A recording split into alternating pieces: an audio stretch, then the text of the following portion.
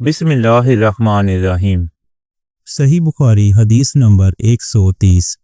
سلیم نامی ایک عورت رسول کریم صلی اللہ علیہ وآلہ وسلم کی خدمت اقدس میں حاضر ہوئیں اور عرض کیا، یا رسول اللہ، اللہ تعالی حق بات بیان کرنے سے نہیں شرماتا، اس لیے میں پوچھتی ہیں کہ کیا احتلام سے عورت پر بھی غسل ضروری ہے؟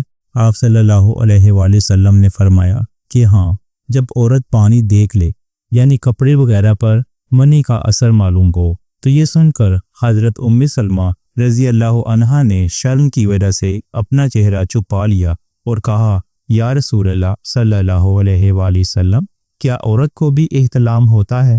آپ صلی اللہ علیہ وآلہ وسلم نے فرمایا، ہاں، تیرے ہاتھ خاک آلود ہوں، پھر کیوں اس کا بچہ اس کی صورت کے مشابہ ہوتا ہے؟ یعنی یہی اس کے احتلام کا ثبوت ہے۔